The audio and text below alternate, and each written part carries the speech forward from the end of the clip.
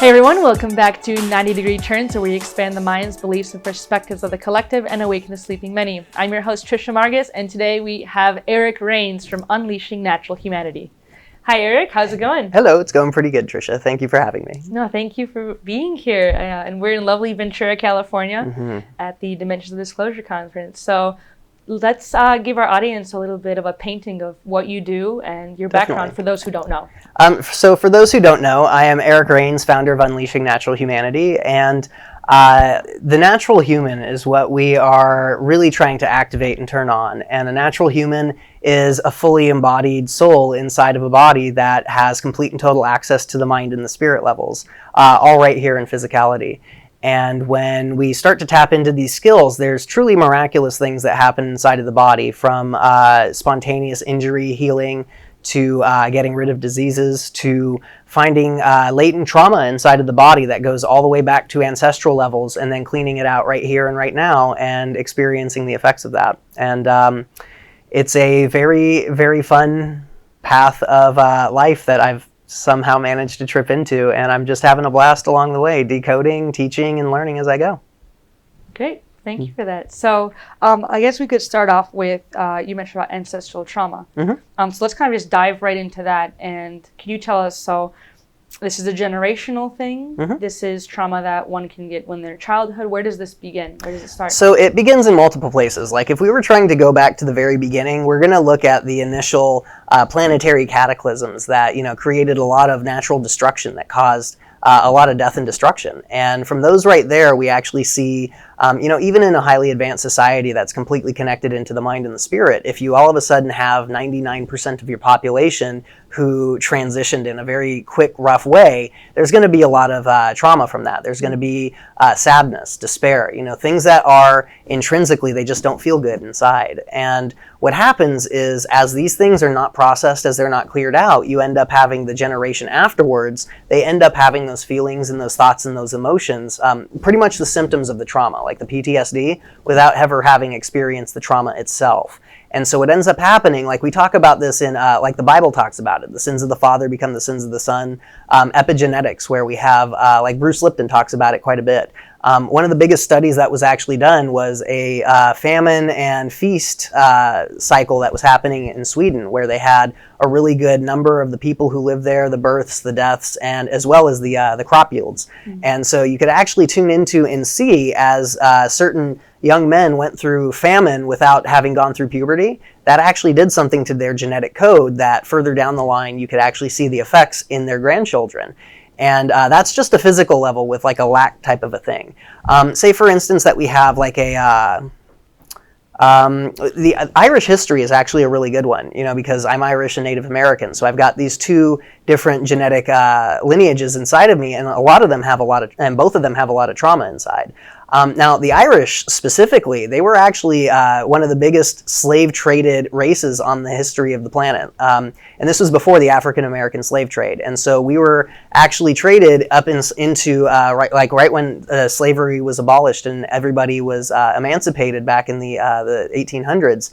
That was when the Irish slaves actually were, liberated. And this is why there's a lot of prejudice against the Irish. The Irish, go home. If you're Irish, you can't work here. And there's a lot of stuff around that came together. And what ended up happening is it was a racial trauma that they didn't know why they were under the gun. They didn't know why all of this was happening. But what ended up happening was that simple doorway, that initial trip into that negative vibration, instead of the descendants cleaning it out and fixing it, it spiraled out of control until you ended up with a population that they literally manifested their own slavery.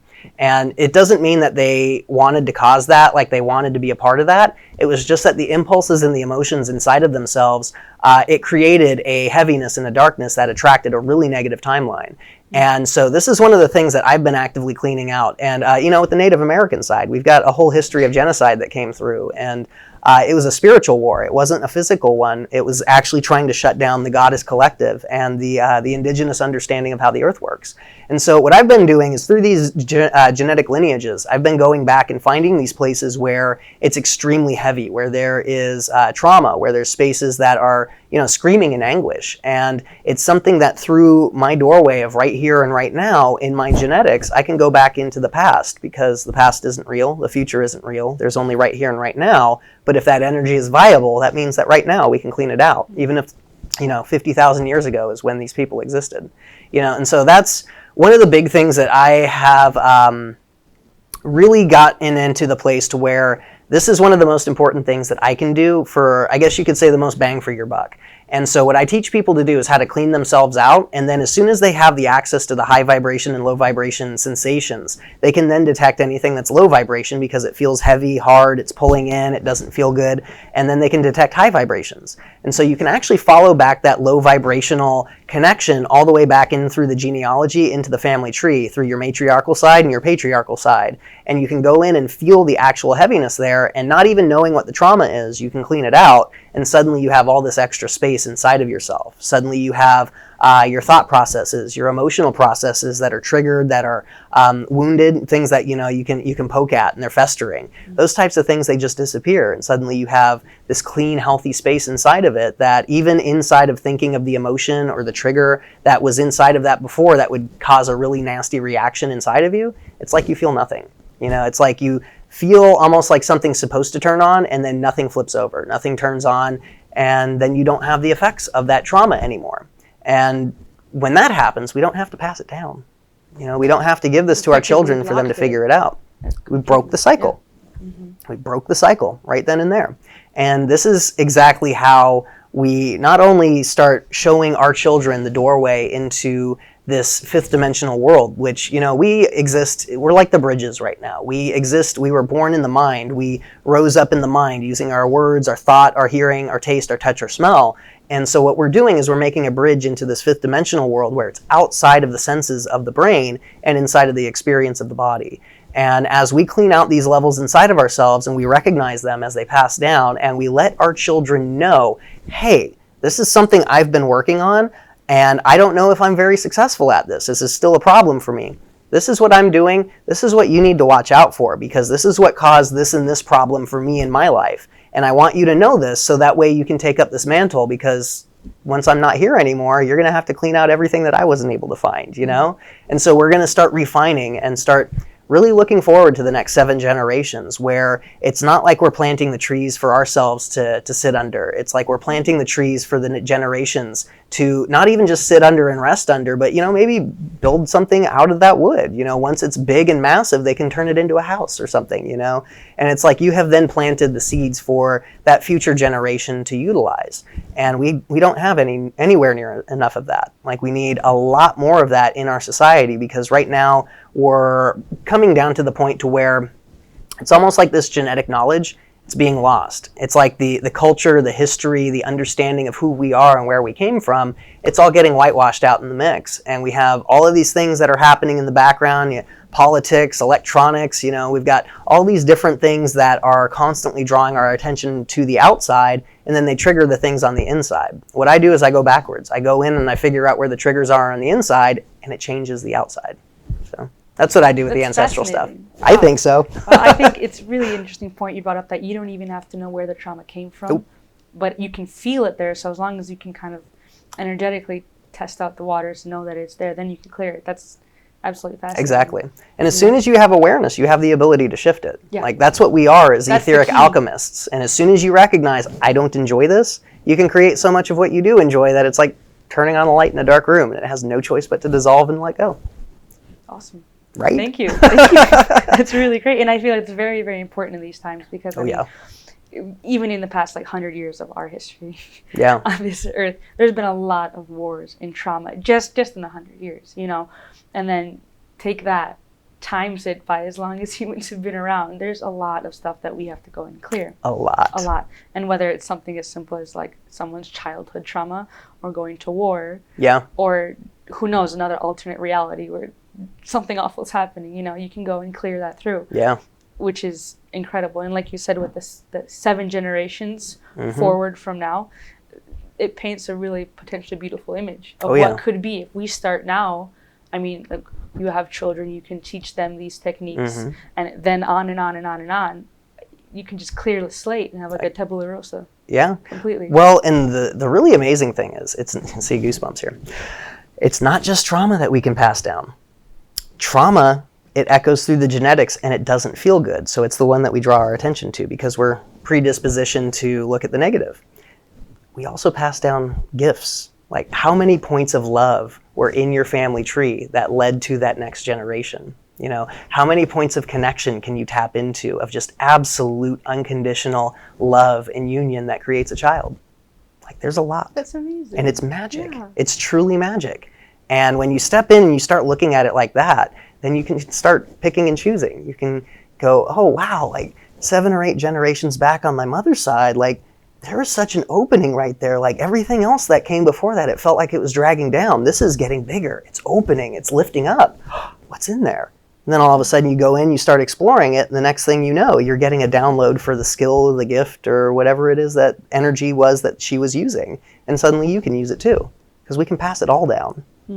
All of it. have you heard of there's like a Harvard study that came out that said that a gram of DNA can hold, I think, like an absurd amount of like terabytes of data. Not gigabytes, terabytes. Terabytes of data. I can't remember the exact number. I think it was 700. It's something astronomical. Yeah, something just almost really difficult to fathom. Yeah. So if you look at that, like you said, we focus on trauma, but then you can take all the points of what one experienced in their lives, you could just float it through the DNA. That's incredible. Absolutely just mind-blowing. Well, the only thing that gets in the way of that energy right there is blockage, things that aren't moving. And so just tune into the blockage, and that's where the trauma is. Yeah. Is there certain parts of the body that trauma is more focused on? Yeah, kind of, sort of. So I find it all over the body, but I would definitely, let's get a percentage here. I'd say about 60% of everything I find in the abdomen. More importantly, inside of the abdomen, I'd say about 60% of that is on the front of the spine, where the nervous system feeds out and goes into the organs and into the bones and the muscles and the skin. And the intestines in particular, they're right next to the psoas muscles. Do you know what the psoas are? I know they're muscles that are really great when you stretch them. Yeah, they're amazing when you stretch them. Yeah. Well, it's because they hold on to a bunch of tension. Like, a lot of people think that we hold on to most of our tension right here. Like, this is probably about 20% of what the psoas muscles can hold on to. Are those the ones that are like on the side of the groin? Yeah, they start right here on the inside of the leg, and then they go in and they hook into every single vertebrae all the way up into your solar plexus. And so if this cramps, it'll pull you forward. Yeah. And so then your back will hurt. And then, this is the position most people, my back hurts, but I'm leaning forward. And like, let's actually just think about that for a second.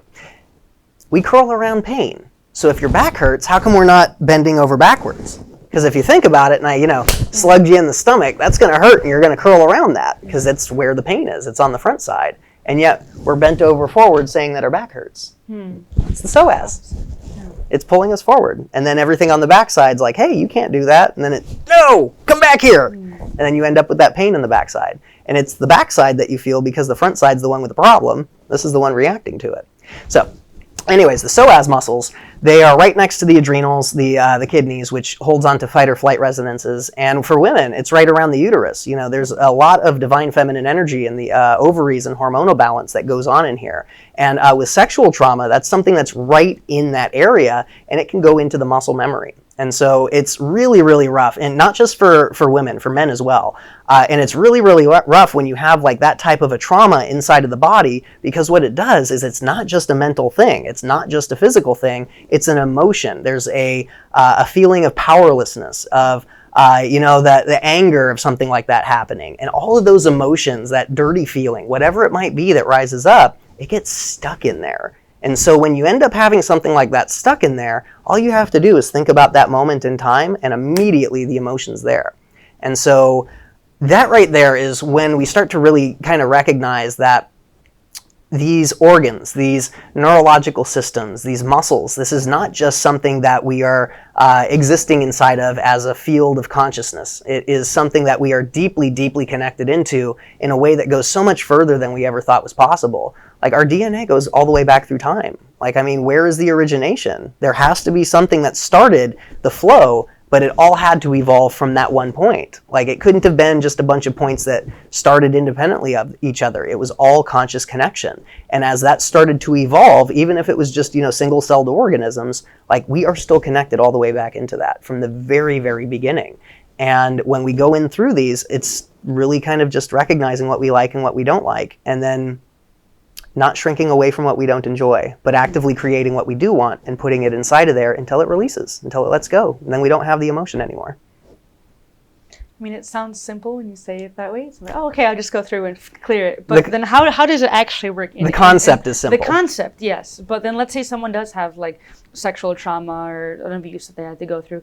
How does one actually, like, they can feel the trauma there, like they can probably energetically, it's very visceral.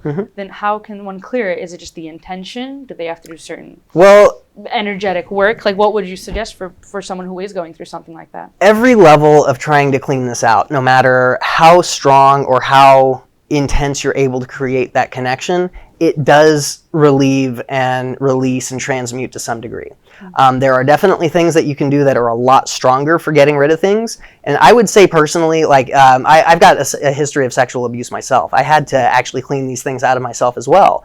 And what I did is not only did I go into the imagery and the mental understanding of that happening and what went on, and then the feelings that arise from that, and go in and clean that out, I went through a whole course of trauma release exercises, which are a really, really amazing pathway of getting your body to physically release stress and trauma.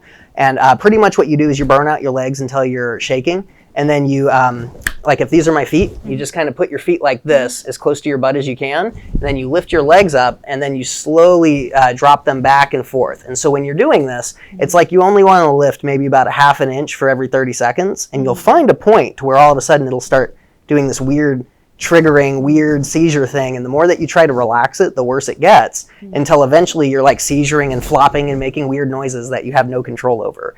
And it's literally echoing the muscle memory and getting it to release out of the physicality right there. Wow. And so they use this for people coming back from like war, PTSD and stuff like that. They don't have to then process the emotion through the mental therapy that a lot of people do, where you go and you sit on the couch and you talk about the things that you've experienced. You go right in, you clean out the trauma, and then you can go and talk about it without getting hit by the emotion. And there's multiple ways to go about doing this. What I teach is a combination of multiple things. First and foremost, we have to access the bioelectric field. We have to get out of the brain and into the body and create that tingling buzz that rises up inside of us, and then put high vibration emotion inside of that. My favorite way to do that's the smile. Right here, this is not your happiness. This is a feeling this is a symptom that is created from the feeling. When it bubbles up, it turns into laughter, or it turns into the smile. And so what I do is, once I'm in that bioelectric buzz and I feel the field around me, I put the smile on, and then I do the exact same thing. I turn it all up, but I pull the smile and the field in, and it's a feeling of like a warm softness, that it softens anything that's hard in there, and then you can easily transmute it. You can release it, and you can let it go, and you can move it around with intention. You can take a big deep breath all the way into your foot and feel anything that's blocked along the way. Now you have a place where you can go and work. And when you're doing this work to begin with, oftentimes it just feels like, oh, that's kind of heavy, oh, that's kind of sore, oh, that feels, like it's not comfortable. But the more that you do it, the more you'll start to recognize, like, oh, there's something angry that's stuck there.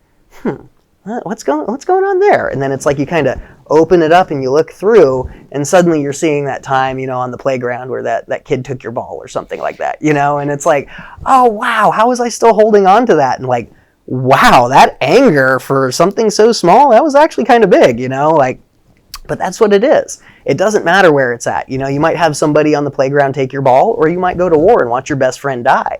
Those things, we can't say what level of trauma that is. Because I actually had one myself that I still, even knowing what I know, I still laugh at it, because it's like, come on, Eric. But when I was like 12 or 13, I had my first girlfriend, and we hold hands and we like kiss each other on the cheek and stuff, and it was adorable. She ended up kissing my best friend on the cheek, and it wrecked me, absolutely wrecked me, and it traumatized me to the point that 10 years later, I was in my early 20s, I was still mistrustful. I was still not able to commit completely. I was still expecting women to betray, and that right there, that's a huge issue if you're trying to get into a relationship where, it's like, hey, I love you and we're going to be together. It's all kinds of stuff that gets in the way, and really weird, odd behavior starts to pop up because of that. When I went back into this and I realized the amount of trauma I was holding on from that innocent little peck on the cheek, I was like, come on, Eric, are you kidding me? But little Eric was wrecked. Little Eric was absolutely destroyed from that. And even big Eric, looking back, is like, come on, dude. Even from that perspective, that energy was real. That was 100% real. And it was not just something where I had that emotion and I let it go. That was something I dwelt on for a long time. That was like a good 6 or 7 months. It was on the forefront of my consciousness. And I literally trained it into my muscle memory. And so it was something that when you repeat things, when you train yourself by repetition, when you feel an impulse and then you go into an energy and then you keep on repeating this cycle, it gets stronger and stronger and stronger until it's an automatic trigger. That all you have to do is come into contact with something even slightly similar to that feeling, and then boom, you're right back into it. And if time and space means nothing, then you're right back in that 12-year-old version of yourself, and you're reacting from that 12-year-old space. That's very wounded and very angry and very hurt, and it causes all kinds of different things. Like we can see an adult and we can say, well, that person's obviously an adult, but if they've got a trigger that snaps them back into a 5-year-old kid, they're 5 years old in that moment, Yeah. That's what we go in, that's what we clean out. And then so you were able to clear that trauma through, just to make it clear. Oh yeah. You recognize where the trauma was, cleared it through, and yeah, I don't have it anymore. I've got an absolutely amazing relationship with Sierra. Yeah. There's no mistrust whatsoever, and I'll got to tell you, it's I'll never ever go back. Because now you know how to even get to that place you wouldn't allow yourself to. Yeah, I know how it feels right now. It's the conscious awareness to just not repeat that kind of pattern again. Yeah, and I know what it feels now, so I have a giant red flag, and so whenever I start to feel those sensations that might start cropping up, which honestly I haven't since I cleaned it out, but I'm always paying attention for anything that I don't enjoy inside of my body, because I like to make so much of what I do enjoy that I shine like a sun. And if anything pops up inside of that, it's like, oh, what's next? What do I get to clean out now? And before it was like a job, now it's exciting because it's so far and few in between. Almost. Exactly. It's like, oh, what am I going to find today? Exactly.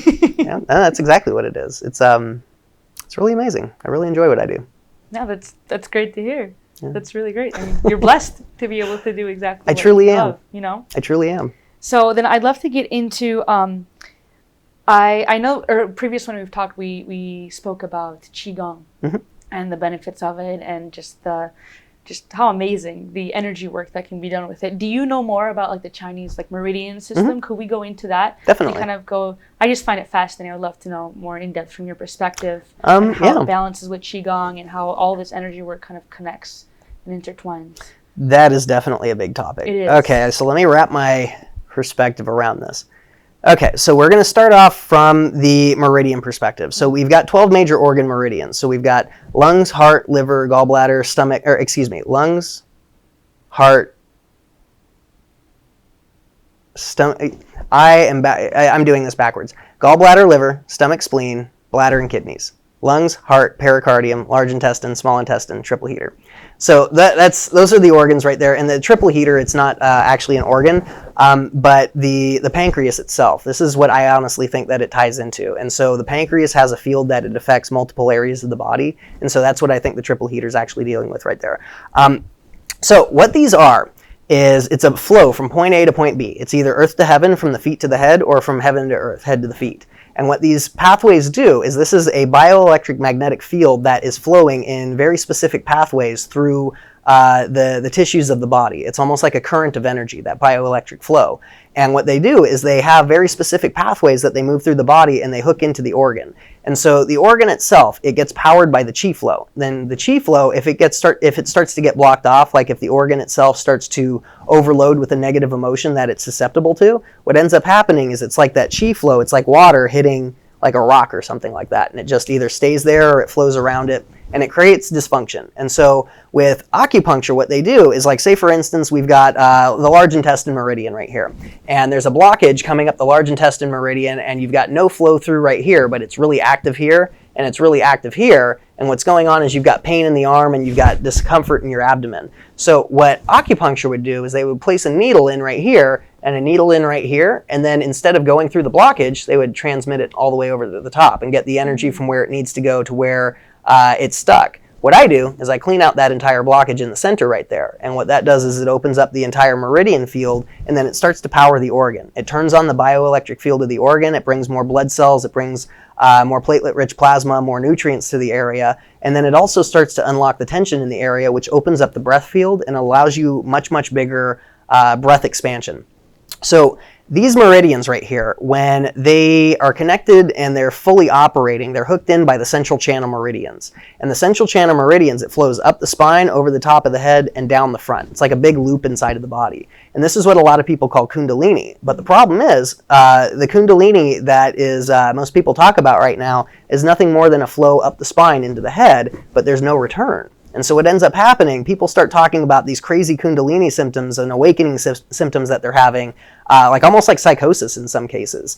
And it's because they're putting so much energy into the head that it kind of pops like a balloon. There's no return flow. And so these meridians, if they don't have this balance, what ends up happening, the yang flow, the active, the male aspect, it flows up the spine and it blows open the neurological processes. And it's like it's moving a current through your cerebral spinal fluid that is connecting your belly brain through the transformer of the heart into the brain. And the full-blown flow, when it connects, what these central channel meridians do is it's like a circuit, like an electric circuit inside of the body. And just like with any electronic device, if you don't have that circuit that makes a complete connection where, you know, like we've got two prongs on the outlet, and one, the energy flows in and then it flows through the device and then it comes back out and grounds out. And if we don't have that complete circuit, then it just doesn't work correctly.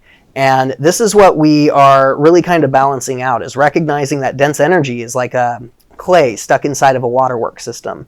And instead of the waterworks flowing through cleanly, what's happening is it's the trauma, the anger, the sadness, whatever it might be that's stuck inside of the area and not moving through. And so what we do is we start taking these meridians and we activate them with high vibrational energy, the bioelectric field, the high vibration emotion, the light frequencies. And then we bring those through, and anything that's not of those frequencies, it dissolves and starts to transmute, and it opens up the meridian flow, it brings energy back to the organ, and it hyperpowers the body. The muscle memory resonance inside of the body is directly connected into the meridians as well. And so if you have a meridian like the gallbladder and the liver, these hold on to frustration, annoyance, anger, you know, things along those levels. Say for instance, my gallbladder meridian right here that comes down all the way into my pinky toe, if I've got something that I'm really angry about and I'm just dwelling on it and I'm not allowing myself to let it go and I'm just holding on to that, it can actually create that dense energy that doesn't bring the energy flow through the organ, and the organ will actually start to shrink in on itself. It'll start to not get its nutrients, not get its materials, and it'll just hold on to its toxicity, and it'll stop working. And this is where a lot of people end up having to get like a gallbladder or a spleen or tonsils or, you know, something like that removed, because there is no return flow. Just like when we go up the spine and then down the front, there has to be a return. Otherwise, there's no balance. And the meridian cycles, the way that they operate is that there's almost like our circadian rhythms, how like if we were to go into a cave, we would naturally fall into a space of, you know, sleeping and wakefulness, because our body would naturally start tuning in with the rhythms of the earth. And it's the same type of a thing that goes on with the meridians, but there's one that's in dominance throughout the day. There's 2-hour chunks of time, and so you divide 24 by 2, you end up with 12, one of your 12 major organ meridians. And then you have one on either side, so technically we have 24, but then we get into a whole host of other things like strange flow meridians. And so one of the things about strange flow meridians, it's very similar to acupuncture, but you do it inside of the body. And so strange flows, they don't exist until you use them. And so say for instance that I had what's one that I actually just did not too long ago? So it was a spleen that was really, it was kyo. There was too much. It was almost like it was built up and it was pressurized, and it felt like it was hot and it was buzzing, and I couldn't touch it without almost like I'm feeling something pressing into my hand. And on the other end of that, you have kyo, and then you have jitsu, where it's not enough, and it's almost like a hollow sensation, like a sucking. So you have too much and not enough. And what you want to do is you find these places, and so you'll usually find the kyo too easily. It's really obvious. It feels like it's sticking out, it's buzzing, it's drawing attention. And so as soon as you place your hand on it, what you do is you just kind of ask the body, where is the highest potential for this energy to go where it's needed? And oftentimes you'll end up having like an intuitive spot that you get drawn to, and your hand will just kind of follow to it like it's magnetized. And then what you do is you just balance the scales. It's like, this is too much, that's not enough, and you bring them back into balance. And what ends up happening is the meridians harmonize with each other, and instead of having something inside of the layers of the muscle memory that's stuck, you've got two high vibrational flows that are inside of that muscle memory, and now all of a sudden it kicks loose anything that's stuck inside of there. And then it's really easy to find, and then you can clean it out. Does that cover it? That covers a lot. I mean, we could go deeper too. Super, and it already seems very in depth. Yeah. I'd want to know, how would you clear that out? Would it be using like Reiki, like some kind of muscle work? So I started off what in... kind of modality would you use to even go about? Mine. Yeah, okay. Yeah. So I started off in the massage world. I was pretty much my life deconstructed around me, and I just recognized I did not enjoy the way that I felt, and I had to do something. And so I did. And it completely and totally crumbled everything that I had built. And I had to really kind of find a humble space where I didn't have any money, and I had a 9-year-old daughter, and I had to move back in with my mom, you know. And at 26 years old, somebody who'd paid their way their whole entire life, it was a hard hit for my pride, you know. And inside of that space right there, I started to just kind of figure out what I wanted to do. You know, what would you do if money didn't exist? And I was like, well, I really I like working with people. I like squeezing muscles and making people feel better. So I got into massage school. And so in massage school, they taught me a whole bunch of stuff that I had no clue about. And one of the things that they made us do was actually get an internship with somebody out in the business, no matter if it's like a massage place or like a gym or anything like that. But I knew right away, like as soon as I got into this, I was going to go work for a chiropractor. I didn't want to just, you know, massage people. I wanted to figure out how to fix things. And so I started to actually figure all of this out just by doing that right there. So Dr. Van Wagenen, he's an applied kinesiologist chiropractor, and so pretty much everything that he was using, if I didn't have somebody to work with, I was following him around, and he was showing me the whole entire applied kinesiology aspect of it, and I was applying it right directly back into the massage. And so we toss clients back and forth to each other, and I came up with 3 fundamental tenets. You have to get the muscles to let go. If the muscles don't let go, go into the lymphatics. Find out where the points are above and below, clean them out, let everything start to flow through, let the pressure release. And if that doesn't work, that's where we go into that Jinshin Jitsu, that Jinshin Do, where we're balancing the Kyo and we're balancing the Jitsu. And so that was, more than anything, it was moving in the body and just finding intention. And it was almost like I can feel something that's not moving, and so I would just build up a push, and it was almost like I would make it move, and it was very sloppy and slow, but it had an effect, and then people could immediately, like, how'd you do that? Like, that made it relax, like, right away. What's going on there? And so it would kind of open the door for more energy work and stuff like that. But using that got me to the point to where I could get anybody's body to let go almost immediately within like 15 or 20 minutes, even if it was like a 25-year-old frozen shoulder that couldn't raise up higher than this. I might not be able to get them back to 100%, but I could easily get them to 85, 90% very, very quickly. And there was a very small percentage of people who it wouldn't work. And so I just couldn't figure it out for the life of me. And it was just in the back burner as I was starting to figure out my own energy work and whatnot.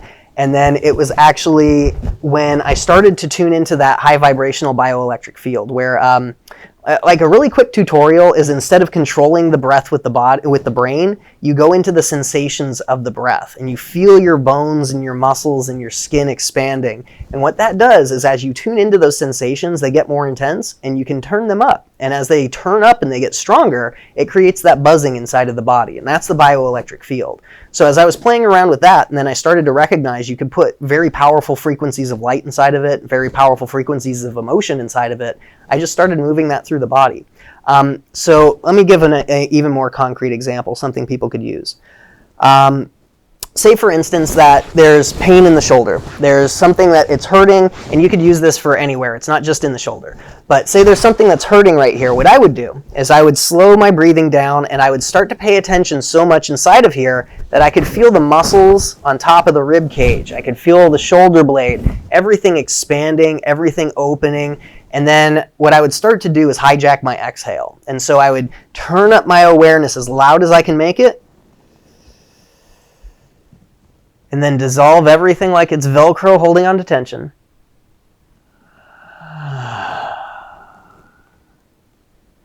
And what that does is that's a direct line into your muscle memory. And it doesn't understand English or spoken word, but what it understands is, hey, my attention is here, and I'm recognizing that there's tension inside of this area. This is what I want it to feel like. And then you melt the Velcro.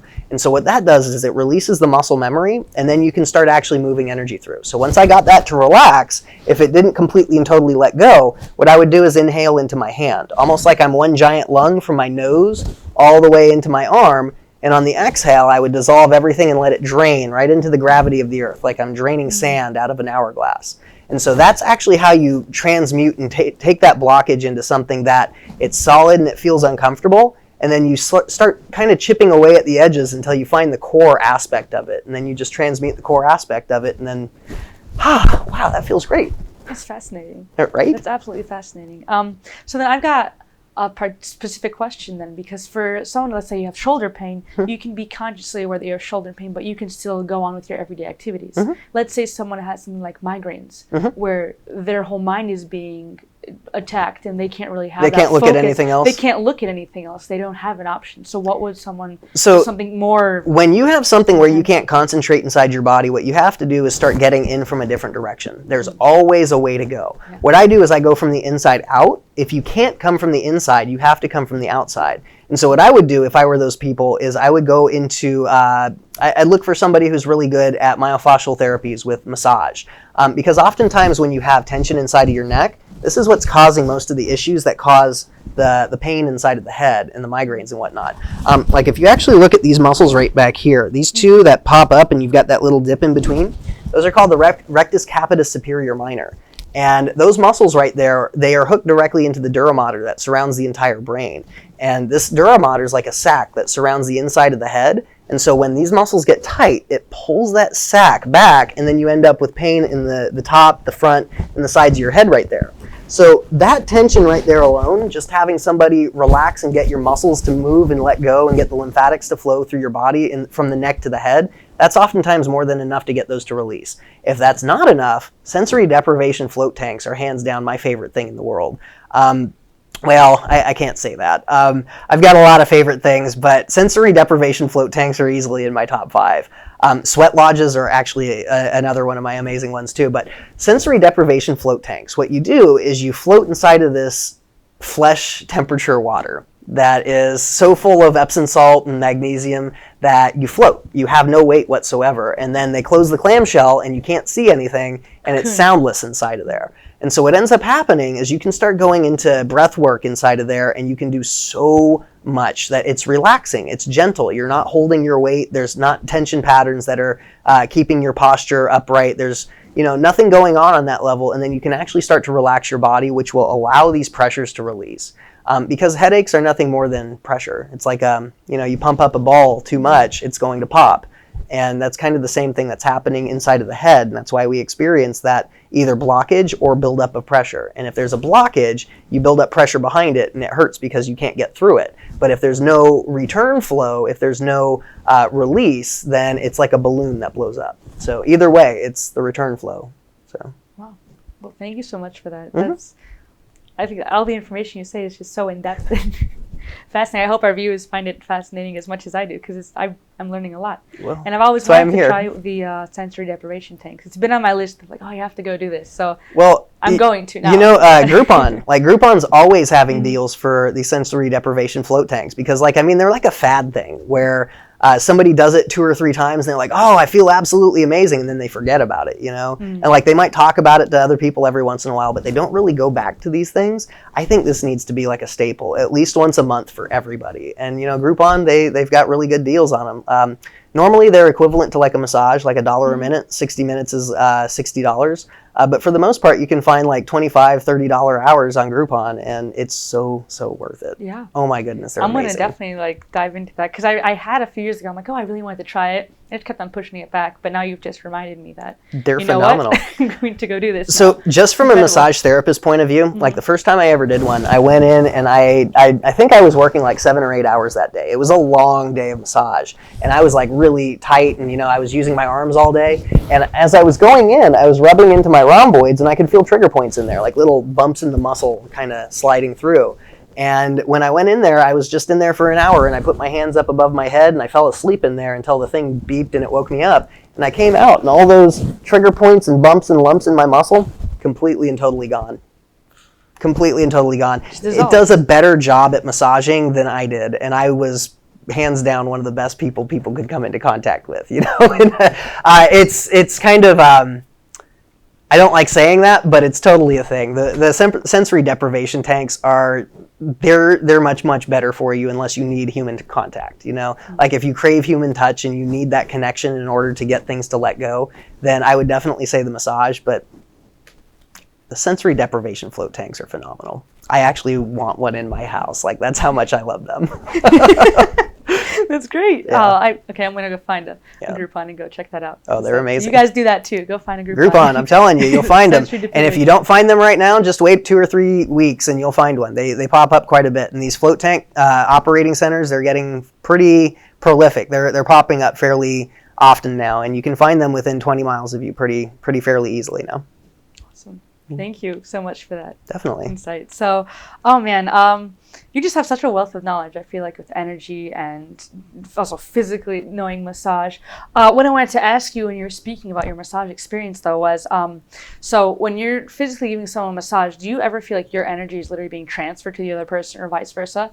And you might pick up something you don't... Okay. Not anymore. But did you have that experience, Yes. and how did you stop it? So it's called Transference, and energetic transference is it's a really easy thing. Like the first time that ever happened to me, I was actually working on my mom, because when we were in massage school, like we had to go through these sequences of like Swedish or shiatsu, and so we needed people to practice on, and we just didn't have time all day at school. You know, we were learning stuff, and so what we would do is we'd go home and we'd work on friends and family.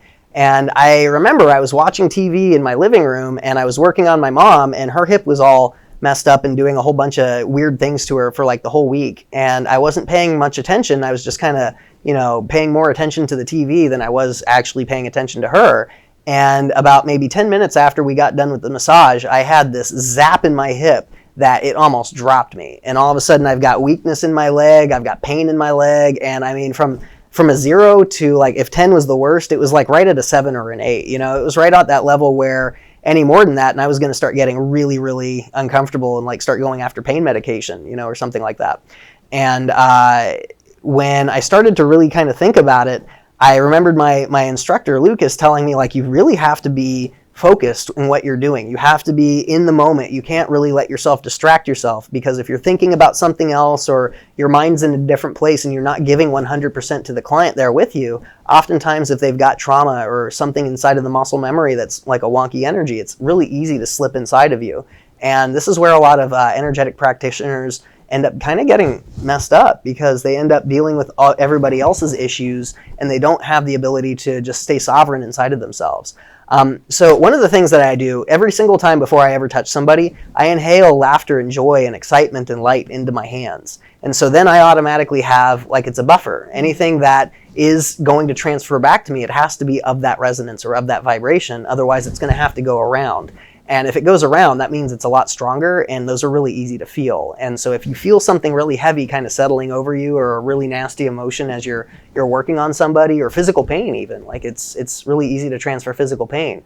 All you have to do is simply transmute it. Now, what I like to do before I end up with other people's stuff is a feeling of what's mine is mine and what's yours is yours. And so I got this from Cameron Day, and then I just, as I was going throughout my energetic modality and development, I started to apply it to different sensations. And so one of the easiest ones I do is, like, even if pieces of you are scattered out to the farthest edges of the universe, you inhale and you pull in what's mine is mine, and then just reverse it. Anything that's not yours, reverse the gravity, and what's yours is yours. There we go. See, and what that does, did you actually feel that there? It's kind of like a movement through you, right? Mm-hmm. So what happened is I just claimed my space. Like, this is mine. And so anything inside of this, it has to feel like what I want it to. And if it doesn't, it sticks out, and then I draw attention to it. The transference, when I would feel something come into me, I can't do what's mine is mine, what's yours is yours, because I know what I'm doing. I'm sending that nasty feeling back to that person. And so what I do is I transmute them. And so if I have my guard down and I'm finding something inside of me that I picked up from somebody else, I'm not going to give that back to them. What I'm going to do is go into the energy itself and hold on to a space around it that is vibrant, that's clean, that's beautiful and pure, and it just dissolves it slowly and slowly and slowly until it finds the center, and then I release the center and transmute it, and then it's gone. And so then I'll usually tell the person who I was working with beforehand, like, hey, this is what I noticed, this is what was going on, this is the emotion around it. And oftentimes I'll get, how did you know that? Or what's going on? Like, I feel so much different. Like that trigger, like you're talking about it, normally it makes me feel this way. It's not there now, you know? And so like we can transfer so many different things, but it's all about, you know, the sympathetic traumas. If we have something that is resonant with what somebody else has, it's really easy to transfer. If we don't, if we've gone in and cleaned all of it out, it's almost impossible. Fascinating. Right? Fascinating. Wow. Thank you, Eric, so much for just giving us this wealth of knowledge and information. Incredible. Is there anything you want to talk to our viewers about before we end it here? Is there anything you haven't spoken of or that you want to get out there into the universe? Well, there's definitely some powerful energies that are coming in for translation right now. Specifically, the first and foremost is that being inside of a human body being inside of a human body is one of the most powerful gateways that we can ever experience in this reality. And we have ranges of emotion that can achieve incredible acts of destruction and incredible acts of creation. And this is the power that we hold inside of ourselves. And the easiest way to truly create what you want to exist and you want to feel and realize inside of this reality is to cultivate that sensation inside of yourself. And anything that is not resonant with that energy, it pops up to the surface. And then all you have to do is just release everything that you find coming up. And it's very simple, it's very easy, and it takes the responsibility away from everything else and it puts it right firmly inside of us. And from that space right there, we gain our sovereignty, we gain our power. Mm-hmm.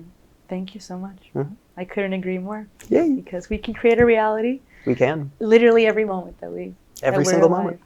So that's great. Wonderful. Thank you so much, Eric, for coming onto the show then. Thank you so much for having me. It's so great to see you in person and rather over than a computer screen. So this is great. Thank you so much. Definitely. And it's a lot of fun. So I'll be seeing you around the conference here. And thank you so much for coming on. Appreciate it. You are so very welcome. Thank you for having me, Trisha. Thank you.